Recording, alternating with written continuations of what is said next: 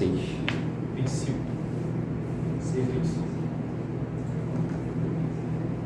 Por isso vos digo, não andeis ansiosos quanto à vossa vida, pelo que haver de comer ou pelo que haver de beber, nem quanto ao vosso corpo, pelo que haver de vestir. Não é a vida mais do que mantimento, e o corpo mais do que vestuário?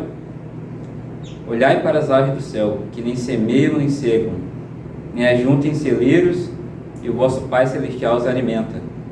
Não tendes vós muito mais valor do que elas? E qual de vós poderá, com todos os seus cuidados, acrescentar um côvado à sua estatura? E quanto ao vestuário, por que andais ansiosos? Olhai para os lírios do campo, como eles cresçam, não trabalham e nem fiam. E eu vos digo que nem mesmo Salomão, em toda a sua glória, se vestiu como qualquer deles. Pois se Deus assim veste a erva do campo, que hoje existe e amanhã lançada no forno, não vestirá muito mais a vós, homens de pequena fé? Não andeis, pois, inquietos, dizendo: que comeremos, ou que beberemos, ou com que nos vestiremos?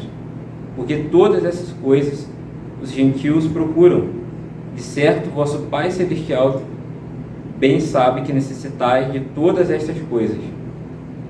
Mas buscai primeiramente o reino de Deus e sua justiça, e todas estas coisas serão acrescentadas. Não vos inquietes pelo dia de amanhã, porque o dia de amanhã cuidará de si mesmo. Basta a cada dia seu mal. Amém. Amém. Aqui, Mateus 6, vocês devem saber que é compreendido no Sermão da Montanha, né? O Sermão da Montanha começa no capítulo 5 e termina no capítulo 7, e é a palavra viva de Jesus no coração daquele povo daquela época, né? A gente for analisar o contexto, né, o porquê Jesus Cristo falou sobre isso, né, abordando os cuidados e as inquietações. Se a gente olhar o contexto histórico, né, é compreendido naquele período no Império Romano. O Império Romano, todos conhecem que é um império poderoso, marcante na história, né? Só que apesar da sua grandiosidade, né, o Império Romano tinha muitos problemas internos, né? A gente pode detalhar aqui como problemas de economia, problemas religiosos, altas corrupções e alta repressão dos soldados, né? Tinha esse problema. E essa série de problemas acabava atrapalhando o povo, né? Porque o povo acabava andando ansioso, preocupado pelo dia de amanhã, porque era um tempo de incerteza. Ninguém sabia o dia de amanhã. E é algo muito familiar com os tempos de hoje, né? Se a gente for analisar os tempos de hoje, não tem mudado muita coisa, né? A gente olha nos noticiários, só tragédia, só problemas, coisas que tentam abalar a nossa fé, né? A nossa esperança fica abalada quando a gente vê nos jornais falando de problemas econômicos, tragédias, violência. E hoje a gente tem inúmeros gatilhos, né? Antigamente você tinha as notícias espalhadas boca a boca. Hoje a gente tem um simples instrumento que aqui é capaz de a gente saber do mundo todo em segundos. Aconteceu algo lá na China, mas você sabe agora. E hoje a ansiedade tem se tornado algo muito grave, né? Eu tenho observado muito as pessoas da minha idade e eu tenho observado como elas têm andado ansiosas. Pessoas mais novas do que eu se preocupando pela manhã, né? E a ansiedade, a gente sabe muito bem que tem sido o mal do século, né? Se a gente for buscar dados de ansiedade, cara, é de se assustar. O Brasil, de acordo com a OMS, é um dos países que tem mais crise de ansiedade no mundo. E isso está em todas as faixas etárias, todas as classes sociais, todos os credos religiosos. E muita gente tem se calado perante a isso, né? Porque é algo que está presente em muitos lares. Com certeza vocês conhecem alguém que sofre de ansiedade. Ou se não é você essa pessoa que sofre com ansiedade e ter ficado quieto, sendo que tem irmãos no mundo que têm passado por esses problemas, né? Por isso que a gente tem que estar atento. Por isso que tem duas palavras que eu observei em Mateus 6 que a gente tem que trazer para nossas vidas, que Jesus ele observava e refletia. Porque para ele chegar nesse momento de chegar no monte e falar com os seus discípulos e a multidão acerca dos problemas, daquilo que estava tirando o sono deles, é porque ele observava. E isso a gente não tem feito no nosso dia a dia, né? Na correria, né? Cada um dos seus afazeres, com as suas responsabilidades, não tem se preocupado com observar. A gente vai andando com a nossa vida e não para observar os detalhes e de como a nossa vida está sendo guiada. Porque algo que nessa passagem de Mateus 6 aborda muito é sobre o reino de Deus, né? Porque quando a gente olha para o reino de Deus, as preocupações não têm poder na nossa vida, né? Quando a gente busca o reino de Deus assim, parece que tudo perde forças. As coisas desse mundo não nos atrapalham. A gente começa a viver verdadeiramente. E a gente não tem vivido muito isso, né? A gente fica preocupado com o amanhã, a gente fica pensando como vai ser o amanhã, sendo que o dia de hoje não terminou. E eu estava me vendo nessa situação, né? Antes de eu começar na faculdade, né? Essa nova fase da minha vida, tem sido uma experiência maravilhosa, né? Eu tenho aprendido muito sobre isso, né? Porque eu estava observando, né? Até meus pais estavam me observando, por isso que os pais têm que estar atentos, né? Os filhos. Eu estava ficando meio inquieto, assim, eu estava fora de mim, né? Eu sou muito calmo, eu sou tranquilo, tento conduzir as coisas da melhor maneira possível, mas nem sempre a gente consegue, né? Infelizmente, muitas das vezes, a ansiedade, ela tira um pouquinho a nossa mão, né? E eu estava vendo que eu estava muito ansioso, estava muito preocupado, né? Como é que seria a minha vida lá dentro da faculdade, né? Se eu ia conseguir ou não, aquela incerteza. E aí, Deus falou comigo assim, falou: Pedro, desacelera, começa a observar o seu dia a dia, porque tem tantas bênçãos que eu te provi, né? Coloquei em tuas mãos e você não tem observado isso. Você tem se preocupado com coisas que não chegou e nem sabe se vai chegar, mas as coisas que estão na sua mão você não está sabendo valorizar. E aí eu comecei a observar mais no dia a dia, né? E eu comecei a observar as pessoas também. E observando as pessoas nas suas correrias, né? E tal, aquela ansiedade, aquela correria. Isso tem causado muitos problemas, principalmente para os jovens, né? Eu tenho um mapeamento aqui da Secretaria de São Paulo, junto com o Instituto Ayrton Senna, né, que 70% dos estudantes relatam sintomas de depressão e ansiedade. Eles pegaram 642 mil alunos e fizeram um estudo sobre eles. E um grupo a cada 3 confirmou ter dificuldade em se concentrar. E outros 18,8% relataram se sentir totalmente esgotados e sob pressão. E os outros 18,1% perdem a noite de sono. Cara, isso é muito sério. Tem algo que me marcou muito durante o meu ano passado. No meu colégio tinha uma garota, uma colega de classe, né? Quando chegava o período de provas, esquece. Ela simplesmente ficava desesperada dentro da sala de aula. Ela não conseguia fazer a prova dentro da sala de aula. Ela tinha que ir para uma sala sozinha para fazer uma prova, porque ela sofria de ansiedade. E outra coisa que me marcou muito também foi de ex-alunos irem lá na faculdade conversar com a gente, né? E eles dando dicas e tal, mas eles abordaram algo muito específico sobre a saúde mental. E eles relataram de ex-alunos, colegas deles, que terminaram a faculdade, mas hoje são dependentes de remédios para ansiedade. Sofreram com ansiedade durante todo o período da faculdade e hoje, né, diplomados, concluíram sua faculdade, sofrem de ansiedade E fiquei pensando assim comigo mesmo, né? Será que vale a pena você sacrificar sua saúde em prol de algo que te traz um benefício, mas será que somente é isso que traz benefício? E aí Jesus nos traz a buscar primeiramente o reino de Deus, né? Porque quando a gente busca o reino de Deus é algo que transforma nossas vidas, né?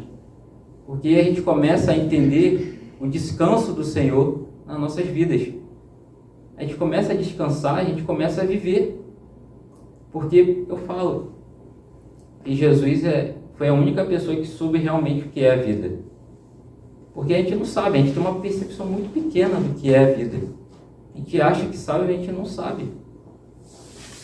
Jesus, ele entendeu tanto que é a vida, ele sacrificou a sua própria para nós meros pecadores.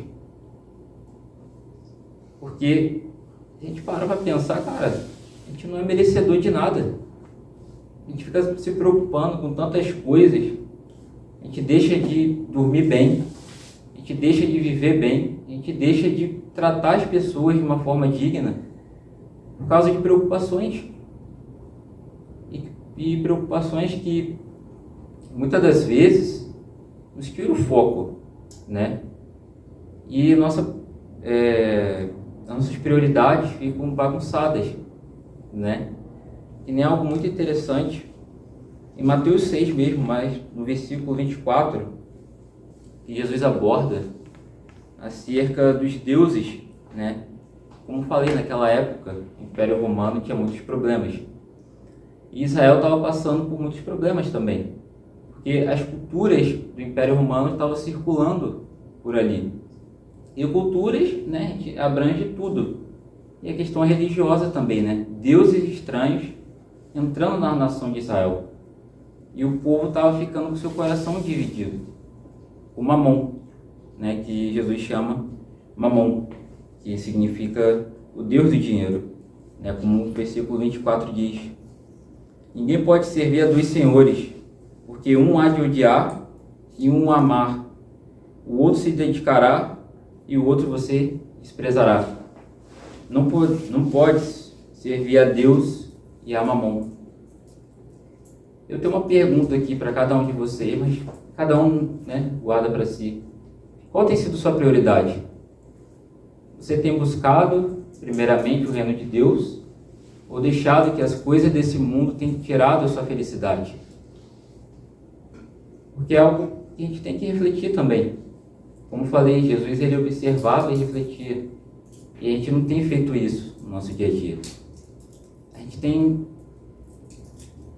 corrido tanto atrás de coisas que não tem peso nenhum na eternidade. A gente corre a vida toda atrás de um diploma, atrás de uma casa, atrás de um carro, atrás de uma viagem dos sonhos, mas a gente não tem vivido verdadeiramente o que a palavra de Deus tem a nos dizer. Por isso que eu falo que as Escrituras, ela tem um poder absurdo nas nossas vidas, né? A gente tem que se aprofundar nas Escrituras, porque ela tem muito a nos dizer. Eu lembro que quando eu comecei a ler a Bíblia, né, verdadeiramente, ano passado, eu cheguei a ler Mateus 6. Eu acredito que eu tenho entendido, na minha convicção, eu tenho entendido o que Jesus estava querendo dizer. Mas aconteceu um fato muito interessante, né? Por isso que eu falei que foi um tempo muito bom, nesses 3 meses. Só para contextualizar, na segunda-feira, isso aconteceu numa terça-feira. Na segunda-feira, minha rotina tinha acontecido maravilhosamente. Eu tinha acordado, tinha orado, tinha feito o meu devocional, tinha lido, fui para a faculdade, consegui estudar. E no final do dia eu fiquei aquele sentimento bom. Nossa, que dia bom, que dia maravilhoso. Consegui cumprir todos os meus objetivos. Só que aquilo ali eu não me saciei. No dia, na segunda-feira eu fiquei, cara, na terça-feira eu quero fazer a mesma coisa. Quero que aconteça da mesma maneira. Aí beleza. Planejei minha terça-feira toda no final da segunda-feira. Falei, vai ser o dia. Eu resumi o semestre em uma tarde toda. Pensei comigo mesmo. Chegou na terça-feira, começou meu dia, né? Só que eu só tinha aula na parte da manhã. E a tarde toda eu ia ficar livre. Falei, cara, essa tarde aqui vai ser abençoada, né? Vou estudar, vai sobrar neurônio no final do dia, né? Quando começou meu dia, fiquei mais ansioso ainda, né? Pensei, cara, e se eu faltar uma aula hoje, hein? Para aumentar, né, a quantidade, né? Já não basta ter a tarde toda, ter a parte da manhã também para estudar, né? Faltei nessa aula de manhã. Só que não sei se vocês perceberam, não falei nada sobre o reino de Deus, né? Sobre buscar. O que foi que aconteceu? Eu acordei, pelo menos isso eu orei. Pelo menos orar eu orei. Mas o devocional, esquece. Nem pensei. E fui seguindo meu dia, né? Fui pra faculdade, voltei. Cheguei em casa, pensei assim, depois do almoço eu vou estudar, né? E cadê que eu estudei? Se contabilizar a quantidade de tempo que eu estudei naquele dia, não foi nem meia hora. Eu planejei uma tarde inteira. Pô, de 1 às 6 da tarde, ou até mais. Não consegui estudar nem meia hora. E mais interessante ainda foi que na terça-feira tem a pelada, né? Aí eu peguei carona com o Edilson, né? Aí eu falei, rapaz, o tempo tem passado rápido, né? Era terça-feira, ele falou, o tempo tem passado rápido. Jesus está se aproximando, né? Eu falei, está se aproximando. Aí ele perguntou assim, Pedrão, você prefere a vida de Cristo ou terminar a faculdade? Aí eu falei, lógico que é a vida de Cristo, né? Pelo menos lá não preciso provar que eu passei em cálculo e física. Pelo menos lá eu acredito que eu vou ser feliz, sem essa preocupação. Aí a gente foi pro futebol, aí voltamos, aí a gente voltou no mesmo assunto, né? Aí a gente comentando assim, eu falei, rapaz, as coisas desse mundo não tem mexido comigo, não. Eu tenho priorizado o reino de Deus de uma maneira, falar para você, hein? Nada tem me atrapalhado. Só que na mesma hora o Espírito Santo falou assim, cara, você chegou a me buscar primeiramente hoje? Eu fiquei assim, lógico que aquilo ali foi um baque, né? Porque eu falei com tanta convicção que eu estava buscando primeiramente o reino de Deus, sendo que nesse dia eu nem pensei. E um ponto específico que eu estava sentindo um vazio nesse dia. Meu dia estava correndo e eu estava sentindo um vazio, só que eu estava tão focado nas minhas preocupações e na ânsia de querer suprir as minhas necessidades que eu fiquei, cara, que isso? E quando eu cheguei em casa eu pensei, isso aí não está certo. E já estava na preparação do sermão. E eu pensei assim, como é que você quer pregar sobre cuidados, inquietações, ansiedade, priorizar o reino de Deus, sendo que você nem fez isso hoje? Eu fiquei bastante chateado comigo mesmo, né?